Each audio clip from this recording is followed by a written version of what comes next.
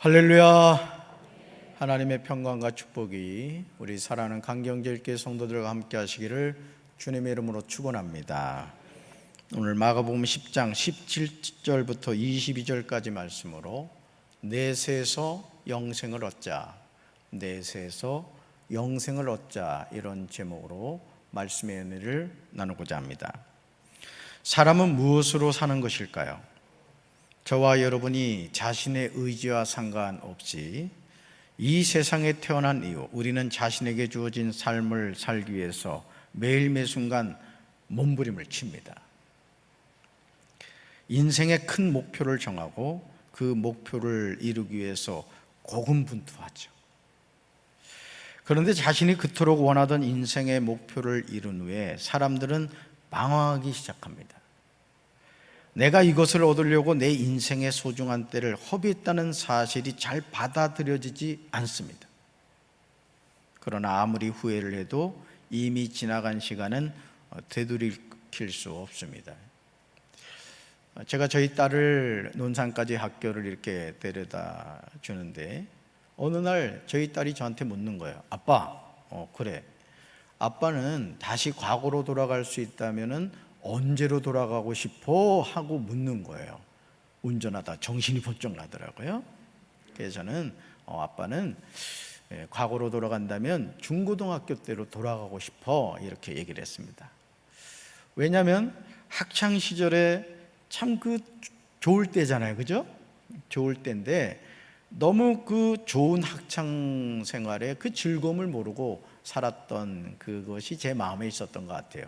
그래서 중고등학교 때로 돌아가고 싶어, 이런 이야기를 했었습니다. 자, 그래서일까요? 성경은 우리에게 우리 인생을 하나님께 맡기라고 조언합니다. 우리 말씀 같이 읽습니다. 내 갈 길을 주님께 맡기고 주님만 의지하여라. 주님께서 이루어 주실 것이다. 아멘. 내 갈 길을 누구한테 맡기고? 주님께 맡기고. 자, 누구만 의지하라고요? 주님만 의지하라는 거죠. 얼마나 단순하게 보이는 말씀입니까? 우리는 자신이 앞으로 어떤 삶을 살게 될지 전혀 알지 못합니다. 그러므로 우리는 나에게 주어진 하루의 삶을 살아갈 뿐이죠. 그렇죠? 오늘 나에게 주어진 이 하루의 삶을 살아갈 뿐입니다. 우리 가운데 내일 자신에게 어떤 일이 일어날지를 아는 사람은 아무도 없습니다. 그래서 자신의 갈 길을 누구한테 맡기고? 하나님께 맡기고, 오직 누구만 의지할 때? 하나님만 의지할 때 주님이 이루어 주실 줄로 믿습니다. 잠언 27장 2절에서 잠언 기자는 우리에게 내일 일을 자랑하지 말라고 조언합니다. 같이 읽습니다. 너는 내일 일을 자랑하지 말라. 하루 동안에 무슨 일이 일어날는지 내가 알 수 없음이니라. 아멘. 마태복음 6장 34절에서 예수님은 내일 일을 염려하지 말라고 권면하십니다. 같이 읽습니다. 그러므로 내일 일을 위하여 염려하지 말라. 내일 일은 내일이 염려할 것이요 한날의 괴로움은 그날로 족하니라. 아멘. 야고보서 4장 14절에서 예수님의 동생 야고보는 내일 일을 알지 못한다, 이렇게 말하고 있죠. 같이 읽습니다. 내일 일을 너희가 알지 못하는도다. 너희 생명이 무엇이냐? 너희는 잠깐 보이다가 없어지는 안개니라. 아멘. 이것이 우리의 삶입니다. 우리가 아무리 뛰어난 지혜와 지식을 가지고 있다고 하더라도 우리는 하루 동안에 나에게 무슨 일이 일어날는지 알 수 없으므로 겸손해야 합니다. 내일 일은 내일이 염려할 것이기 때문에 한날의 괴로움은 그날로 족합니다. 그래서 저는요, 우리 사랑하는 강경제일교회 성도 여러분들이 매일 하나님께 감사하며 살게 되길 주님의 이름으로 축원합니다. 범사에 감사하라. 이는 그리스도 예수 안에서 너희를 향하신 하나님의 뜻이니라. 감사하며 살아갈 때 우리 인생은 감사로 가득 차게 될 줄로 믿습니다. 우리의 생명은 잠깐 보이다가 없어지는 안개와 같으므로 늘 감사하며 살아야 돼요. 그래서 저는 저희 집사람한테 음식을 먹고 나면 늘 잘 먹었습니다, 감사합니다, 이렇게 고백을 해요. 어떨 때는 이것도 반찬이냐, 이런 마음이 들 때도 있지만 그래도 감사합니다 하고 이야기하면 그냥 소화가 너무 잘 돼요. 제 얼굴 보시면 소화 잘 되는 게 느껴지죠? 네, 그렇습니다. 이게 벗어 그런 게 아니라 우리 아내의 사랑의 음식을 먹어서 그런 거예요. 마가복음 10장 17절에는 이름을 알 수 없는 한 사람이 나옵니다. 동일한 내용이 마태복음 19장 16절부터 30절에 나오는데 여기서는 재물이 많은 청년으로 나옵니다. 또 누가복음 18장 18절부터 30절에도 나오는데 여기서는 부자 관리라고 나옵니다. 예수님이 길을 떠나시는데 한 사람이 달려와서 예수님 앞에 무릎을 꿇고 예수님에게 물었습니다. 우리는 재물이 많은 한 사람이 질문하는 내용이 아주 중요함을 알게 되죠. 이 사람은 재물이 많았기 때문에 여생을 편안하게 살 수 있는 상황이었습니다. 그런데 재물이 많은 한 사람은 재물로 만족할 수 없었던 거죠. 여러분, 저는 우리 성도 여러분들이 부자 되길 바랍니다. 아멘 하신 분은 그래야 될 줄로 믿습니다. 지금 아멘해서는 안 돼. 이미 지나갔어. 부흥 강사들이 그렇게 얘기를 하더라고요. 정말 부자가 되시길 바라요. 근데 중요한 것은 부자됨이 인생의 목적이 되어서는 안 된다는 거죠. 오늘 우리가 나눌 이 말씀을 통해서 보면 한 부자는 부자가 되었지만 그것으로 인생의 만족함을 누릴 수 없다는 것을 깨달았던 것이죠. 자신의 인생에서 정말 소중한 것이 무엇인가에 대해서 고민하게 되었어요. 그는 이 문제를 해결하기 위해서 지체하지 않고 달려와서 예수님 앞에 무릎을 꿇고 여쭈었습니다. 자, 여쭤볼까요? 같이 읽습니다. 선한 선생님이여, 내가 무엇을 하여야 영생을 얻으리까? 아멘. 와, 대단하지 않아요? 사랑하는 성도 여러분, 지금 예수님 앞에 달려와서 꿇어앉아 묻고 있는 한 사람은 부자였음을 기억하시기 바랍니다. 그런데 한 사람이 예수님께 묻고 있는 건 땅의 것이 아니었다는 것이죠. 사람의 수고와 노력으로 얻을 수 없는 어떻게 영생을 얻느냐 하는 겁니다. 어떻게 영생을 얻느냐. 정말 놀라운 질문이 아닙니까? 사람은 대부분 무엇을 먹을까, 무엇을 마실까, 무엇을 입을까 염려하며 살아가죠. 재밌는 걸 좀 말씀을 드리면, 이게 제 개인적인 겁니다만은, 저는 이렇게 양복이 있는데 이렇게 들어가면은 와이셔츠가 이게 파란색, 흰색이 있습니다. 그러면 어떻게 옷을 입느냐? 순서대로 입어요. 새벽에 입었으면 그 다음 순서를 주일 낮에 입는 거예요. 그러니까 여러분이 볼 때, 야, 우리 목사님은 와이셔츠, 넥타이가 참 많은가 보다 하는데 아니에요. 순서대로 돌아가니까 여러분은 맨날 새로운 거 하는 것 같이 보이는 거지. 고민을 하지 않는 거예요. 그렇게 순서를 정해 놓으니까. 자, 우리가 이 세상을 살아가면서 사실 우리는 부자 되길 원하죠. 그렇죠? 솔직히 얘기해봐요. 부자 되고 싶잖아요. 근데 그것이 우리 인생의 최종 목적이 돼서는 안 된다라는 거예요. 자, 지금 이 부자가 뭘 물었다고요? 어떻게 영생을 얻느냐 하는 거예요. 물론 한 사람처럼 부자가 아니기 때문에 자신과 가족이 먹을 일용할 양식을 얻기 위해서 수고해야만 하는 형편이기 때문이기도 합니다. 그러나 아무리 재물이 넉넉하여 풍족한 삶을 살아간다 하더라도 내가 무엇을 하여야 영생을 얻을 수 있느냐는 질문은 정말 쉽지 않은 질문인 것을 알게 됩니다. 여러분, 구원 받으셨습니까? 아니, 솔직하게 한번 얘기해봐요. 여러분, 예수님 만나셨어요? 여러분, 죄사함 받으셨습니까? 지금 죽어도 천국 갈 수 있어요? 그 근거가 뭐예요? 우리 김현희 집사님이지? 기빠진 날인데 갑자기 얼굴이 사색이 되는 것 같아요. 여러분, 단순한 질문인 것 같지만은 제가 여러분들에게 계속 이 질문을 하는 이유는 너무너무 중요한 질문이기 때문에 그렇습니다. 우리 인생이 언제 끝날지 알아요, 몰라요? 모릅니다. 그렇기 때문에 우리는 항상 뭘 준비하고 있어요? 주님이 나를 언제 부르시든지 천국 갈 준비를 하고 있어야 될 줄로 믿습니다. 할렐루야. 한 사람은 땅의 것으로 만족하지 않고 영생을 얻는 일에 관심을 가지고 물었던 거예요. 부자가 되어 보니까 그걸로 인생의 만족을 누릴 수 없더라는 거죠. 모든 것을 다 할 수 있는 돈을 가지고 있었어요. 여러분, 스티브 잡스 같은 경우도 보십시오. 정말 대단한 사람 아닙니까? 전 그 스티브 잡스의 전기 이런 두꺼운 책을 읽어봤는데 정말 괴짜예요. 돈에 욕심도 없어요. 그냥 그 애플 그 컴퓨터를 만들어 가지고 거기에 미쳐서 살았어요. 췌장암으로 죽었습니다마는 그 사람 돈 하나도 못 가져갔거든요. 그러니까 오늘 주님이 우리에게 이 말씀을 통해서 묻고 계신 거예요. 너는 뭐에 관심 갖고 살아가니? 주님이 묻고 계신 거죠. 재물이 많은 사람의 질문을 들으신 예수님은 그에게 내가 어찌하여 나를 선하다고 일컫느냐? 하나님 한 분 외에는 선한 이가 없다고 말씀하십니다.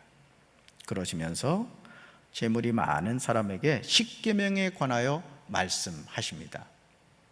왜 예수님이 십계명에 대해서 말씀하셨을까요?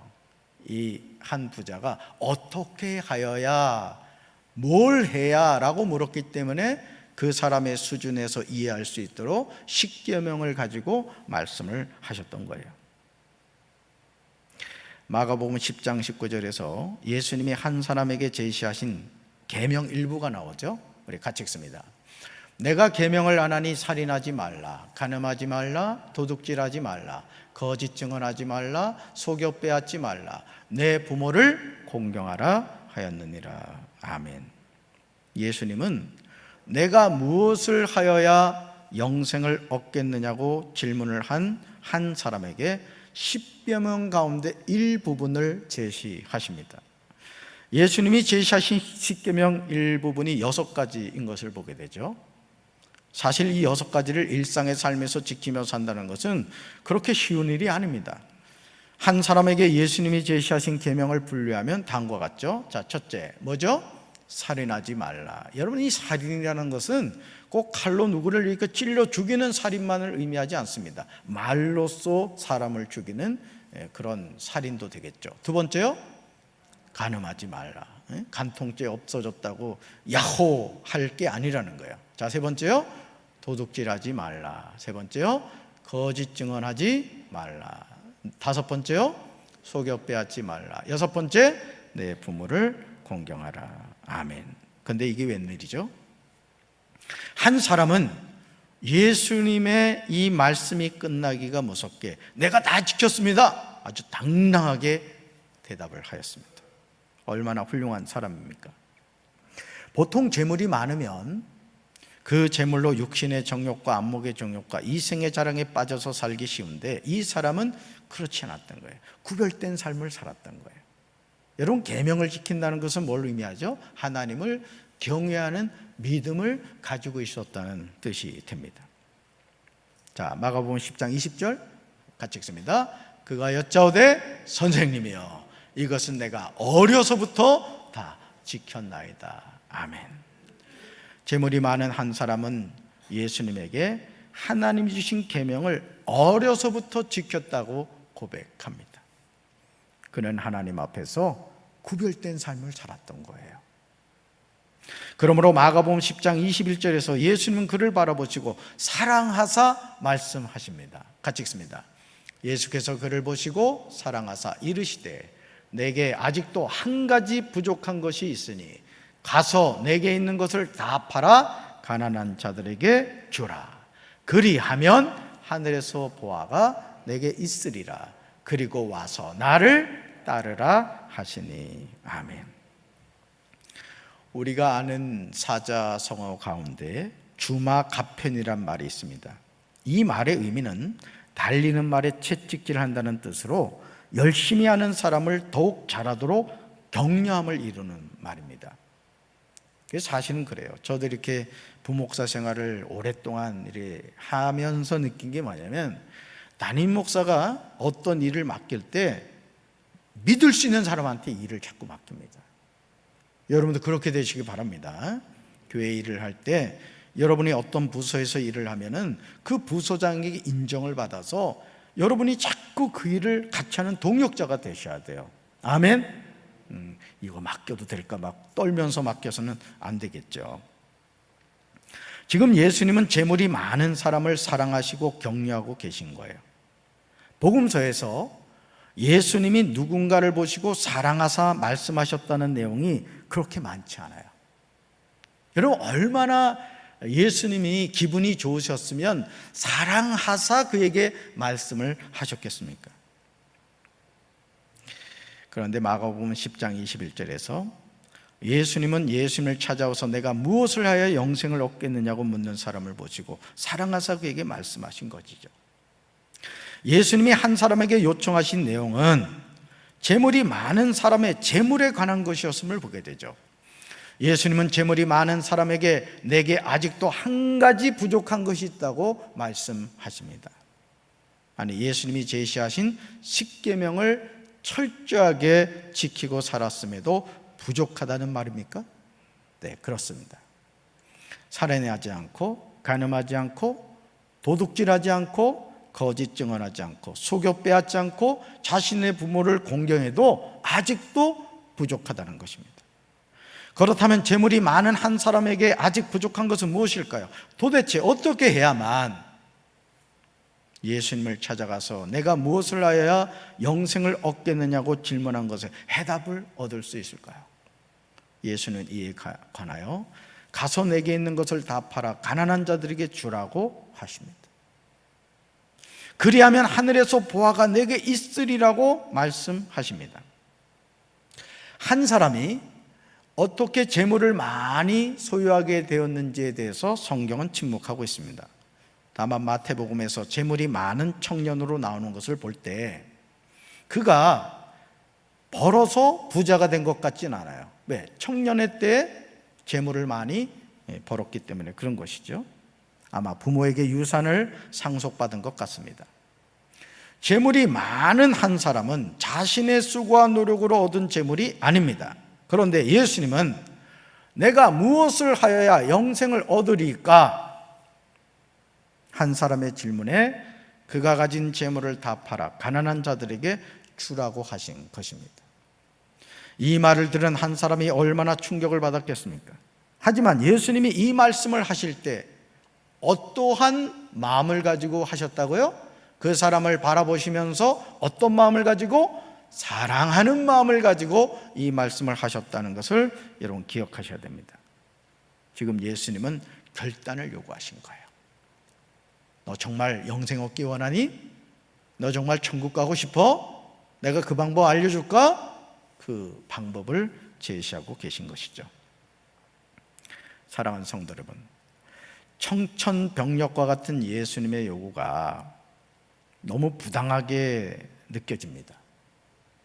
아니, 내가 무엇을 하여야 영생을 얻겠느냐는 질문에 꼭 이렇게 어려운 요청을 하셔야만 하는가 반문하지 않을 수가 없습니다.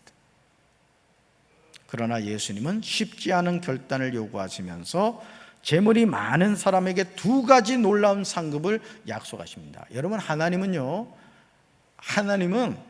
입 그냥 싹 닦지 않아요. 하나님은 우리가 믿음으로 하나님께 드린 헌물에 대해서 반드시 기억하십니다. 가난한 과부의 두 렙돈을 예수님이 이렇게 지켜보시면서 많은 부자들이 많이 바친 것보다 그 가난한 과부의 두 렙돈을 칭찬하셨어요. 근데 그 성경을 보면 아주 중요한 내용이 나옵니다. 가난한 여인의 그 두 렙돈은 그녀의 생활비 전부였다는 내용이 나오죠. 뭐죠? 다 바쳤던 거예요, 하나님께. 자, 두 가지 상급을 약속하시죠. 첫째, 같이 읽습니다. 하늘에서 보화가 내게 있으리라. 두 번째, 와서 나를 따르라. 아멘. 예수님은 재물이 많은 사람에게 그에게 있는 것을 다 팔아 가난한 자들에게 주라는 것으로 끝나지 않았습니다. 강탈하려고 하지 않으신 거예요. 그가 가지고 있는 재물에 욕심을 내신 것도 아니에요. 예수님이 무슨 재물이 필요하시겠습니까? 그렇죠? 말씀으로 천지를 창조하신 창조주세요. 돌멩이 가지고도 아브라함의 자손을 만드실 수 있는 분이에요. 우리 예수님은 이 부자가 갖고 있는 재물에 대해서 조금도 욕심을 갖고 계신 분이 아니라는 것이죠. 여러분이라면 예수님이 요청하신 말씀에 어떻게 하시겠습니까? 자, 이 시간 제가 예수님은 아닙니다만 오늘 예수님이 하신 말씀을 여러분들한테 한번 얘기해 볼게요. 장로님, 권사님, 집사님, 성도님, 우리 청년들 가서 가지고 있는 거 다 팔아 가난한 자들에게 주고 나를 따라오시오. 예수님이 여러분을 초청했어요. 아멘 하시겠어요? 이야, 이렇게 그냥 조용하네. 세상에 진짜 팔라고 할까봐 지금 겁먹었어. 그러니까 지금 이상한 게요. 이제 이해가 되죠? 그런 상황인 거예요. 일평생 우리가 살면서 우리에게 필요한 것이 얼마나 되겠습니까? 그럼에도 우리는 만족을 모르고 살아가죠. 월세를 주고 살 때는 전셋집만 가도 행복하리라고 생각했는데 막상 전셋집을 가니까 자기 소유의 집을 가지고 싶습니다. 정말 아끼고 아껴서 작은 집을 구입하고 이제 행복하리라 생각했는데 더 큰 집이 아닌 것에 불평하게 되죠. 저도 지하 개척교회 목회를 하다가 지하에서 살았거든요. 게다가 월 5만 원짜리 연탄부엌 있는 방을 얻게 됐어요. 월 5만 원짜리. 딱 집사람하고 누워가지고요, 이렇게 누워서 봐야만 하늘이 보이는 집이에요. 이렇게 집이 붙어 있어가지고 하늘이 보이는데 얼마나 좋은지. 야, 그러면서 그때 그랬어요. 집사람한테, 여보, 하늘 보이는 집에 사니까 좋다, 그지? 그 얘기를 했거든요. 안 살아봤으니까 모르지. 그런 분 계신가요? 만족을 모르는 사람의 심리를요, 전도서 5장 10절에서 솔로몬은 잘 표현하고 있어요. 같이 읽습니다. 돈 좋아하는 사람은 돈이 아무리 많아도 만족하지 못하고, 부를 좋아하는 사람은 아무리 많이 벌어도 만족하지 못하니 돈을 많이 버는 것도 헛되다. 아멘. 가난하던 시절에 내 통장에 돈이 얼마만 있으면 나는 만족하리라고 생각하곤 했습니다. 그러나 막상 그 금액이 자신의 통장에 있을 때 만족하게 될까요, 여러분? 솔로몬은 아니라고 분명하게 대답하고 있습니다. 아무리 많이 벌어도 만족하지 못하는 것이 사람입니다. 욕심은 끝이 없는 거예요. 그러니까 여러분, 바울이 나는 자족하는 비결을 배웠다는 것은 놀라운 신앙의 고백입니다. 저는 우리 사랑하는 성도 여러분들이 부자 되시길 바랍니다. 그러나 그 부 때문에 하나님을 떠나거나 그 부 때문에 신앙생활을 게을리하지 않게 되기를 주님의 이름으로 축원합니다. 오죽하면 돈을 많이 버는 것도 헛되다고 하겠습니까? 그러므로 예수님은 마태복음 6장 19절에서 우리가 참으로 보물을 쌓아야 하는 장소가 어디인지를 알려주십니다. 예수님은 보물을 땅에 쌓아두는 것과 보물을 하늘에 쌓아두는 것을 말씀하고 계셔요. 여러분, 헌금을 드린다는 건 뭐냐? 보물을 하늘에 쌓아두는 거예요. 자, 말씀 같이 읽습니다. 너희는 자기를 위하여 보물을 땅에다가 쌓아두지 말아라. 땅에서는 좀이 먹고 녹이 슬어서 망가지며 도둑들이 뚫고 들어와서 훔쳐간다. 그러므로 너희를 위하여 보물을 하늘에 쌓아두어라. 거기에는 좀이 먹고 녹이 슬어서 망가지는 일이 없고 도둑들이 뚫고 들어와서 훔쳐가지도 못한다. 아멘. 여러분이요, 오늘 이 저녁 예배에 나올 수 있는 이유 가운데 하나가 뭔지 아십니까? 여러분 집에 금덩어리가 이만한 게 있잖아요. 저녁 예배 절대 못 옵니다. 누가 가져갈까 봐. 그러니까 여러분들이 오늘 저녁 예배를 마음 편하게 오실 수 있는 이유는 뭐냐? 현관문 열고 들어가도 가져갈 게 없는 거야. 그 여러분 얼굴에 평안함이 느껴져요. 저도 느껴지죠? 네, 그렇습니다. 그러니까 여러분, 우리가 쌓아야 될 보물은 어디다? 땅이다? 하늘이라는 거예요. 할렐루야.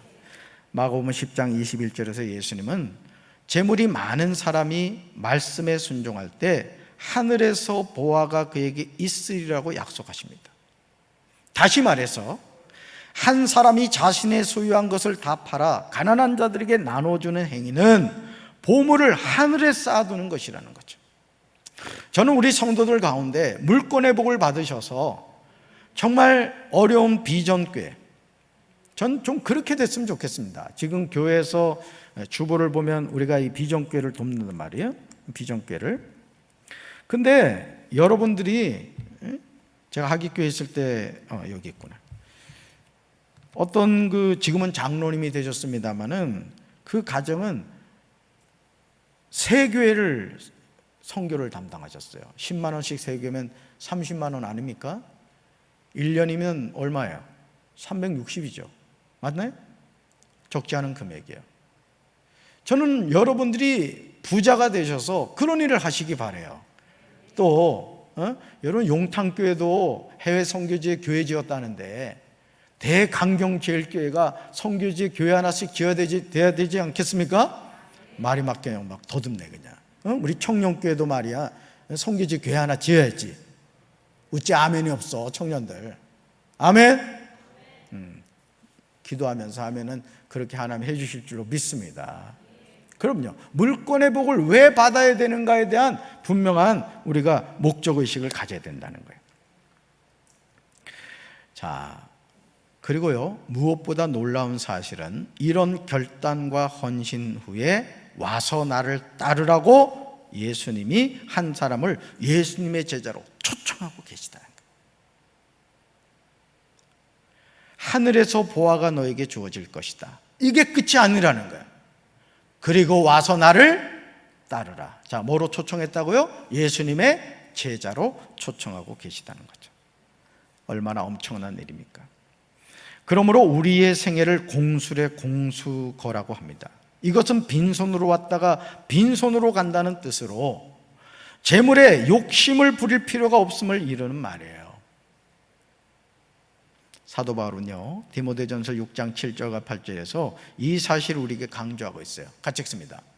우리가 세상에 아무것도 가지고 온 것이 없음에 또한 아무것도 가지고 가지 못하리니 우리가 먹을 것과 입을 것이 있은즉 족한 줄로 알 것이니라. 아멘. 사랑하는 성도 여러분, 바울이 하는 말을 누가 부정할 수 있겠습니까? 우리는 이 세상에 태어날 때 아무것도 가지고 오지 않았습니다. 발가벗은 몸으로 태어났죠. 그리고 육신의 장막을 벗고 세상을 떠날 때 우리는 수의 한 벌 입고 떠나게 될 것입니다. 우리 가운데 공술의 공수거를 모르는 사람은 없습니다. 그러나 일상의 삶에서 탐심의 노예가 되어서 살아갈 때가 얼마나 많습니까? 골로새서 3장 5절에서 바울은 우리에게 그러므로 땅에 있는 지체를 죽이라. 곧 음란과 부정과 사욕과 악한 정욕과 탐심이니. 따라합시다. 탐심은 우상 숭배니라. 아멘. 우리는 탐심은 우상 숭배라는 바울의 말을 들어야 합니다. 시편 39편 6절에서 다윗은 인생에서 기억해야 할 중요한 사실을 이렇게 알려줘요. 같이 읽습니다. 사람이 부산하게 이리저리 뛰어다니지만 그림자에 불과하고 그 하는 일도 헛되며 길을 쓰고 재산을 모으지만 누가 가져갈지 알지 못합니다. 아멘. 사랑하는 성도 여러분, 길을 쓰고 재산을 모으고 계십니까? 그냥 길을 쓰고 말이죠. 해외 선교지에다가 교회 짓기 위해서는 길을 쓰고 모으는 건 괜찮아요. 선한 일을 위해서는 그렇게 하는 게 좋다고요. 그렇지만 내 탐심을 이루기 위해서 하는 것은 그렇게 좋은 것이 아니라는 거죠. 얼마나 더 모으기를 원하세요? 그러나 다윗은 성령의 감동으로 인생의 중요한 진리를 깨닫게 되었습니다. 평생을 수고하여 재물을 모아 쌓아두지만 누가 그것을 가져가는지 알지 못한다는 거죠. 여러분들이 듣기 싫은 말 가운데 하나일 수 있겠지만 부모로서 자녀에게 재산을 많이 물려주잖아요. 100% 싸웁니다. 100% 싸워요. 제가 말씀드렸나요? 제가 부목사 생활하던 교회 그 감독님이 돌아가셨습니다. 참 이 감독님이 자녀들을 공부를 잘 시켰어요. 뭐 고려대 행정학과도 나오고 대학교 교수로도 이렇게 하여간 공부시키고 해가지고 아주 뒷바라지를 잘해 주셨어요. 돌아가셨거든요. 어떤 일이 일어난지 아십니까? 조의금 가지고 싸우더라고요. 조의금 가지고. 자녀들 그렇게 스스로 살아갈 수 있도록 뒷바라지를 다 해줬는데도 불구하고 그래서 담임 목사님이 막 화를 내셨어요. 여러분, 오늘 우리가 부모로서 이 세상을 살아가면서 나는 과연 어떤 부모인가 생각해 봐야 됩니다.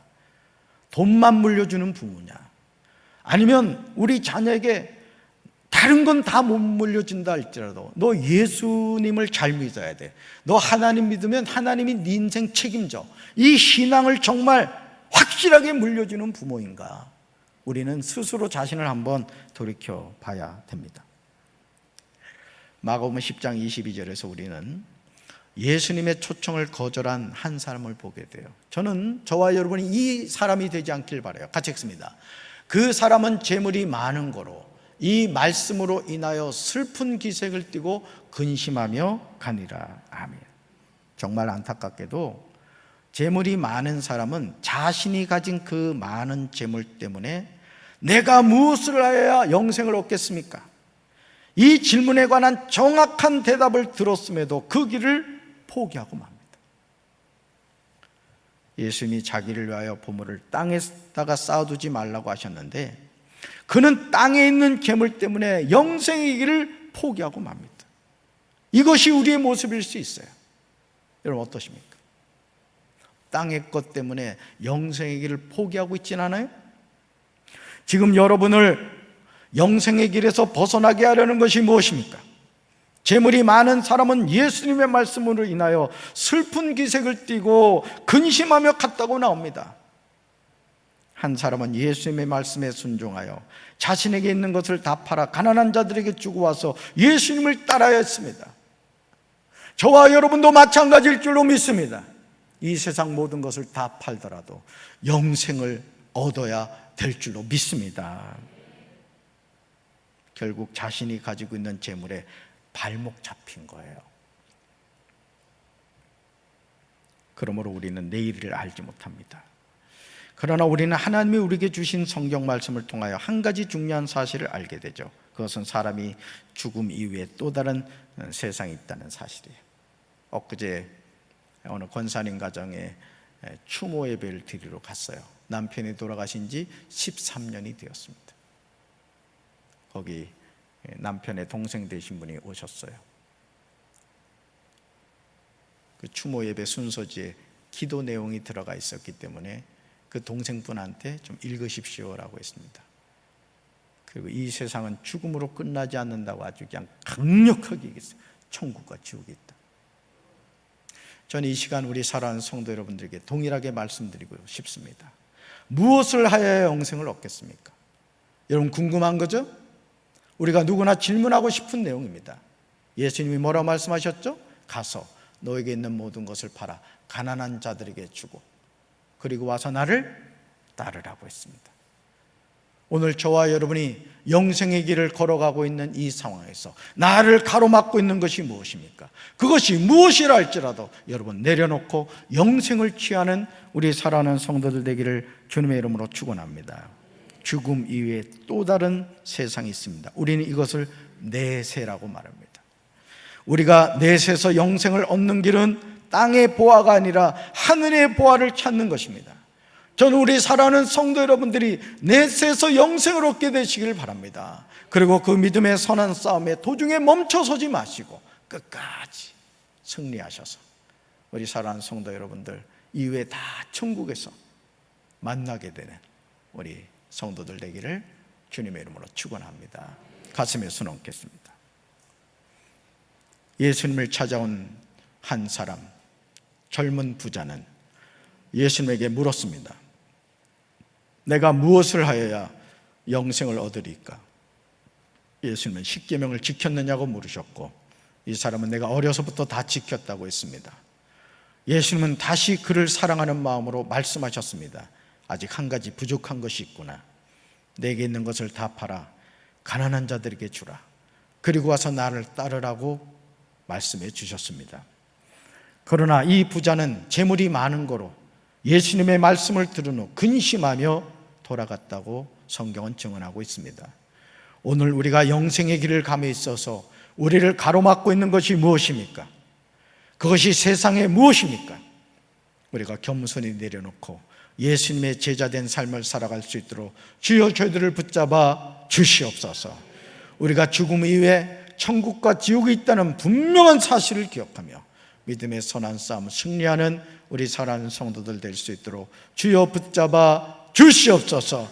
축복하여 주시옵소서. 이제는 우리 주 예수 그리스도의 크신 은혜와 하나님 아버지의 한없는 사랑과 성령님의 교통하심이 내세에서 영생을 얻기 원하는 사랑하는 주의 백성들 위해 이제부터 영원토록 함께 하시기를 간절히 축원하옵나이다. 아멘.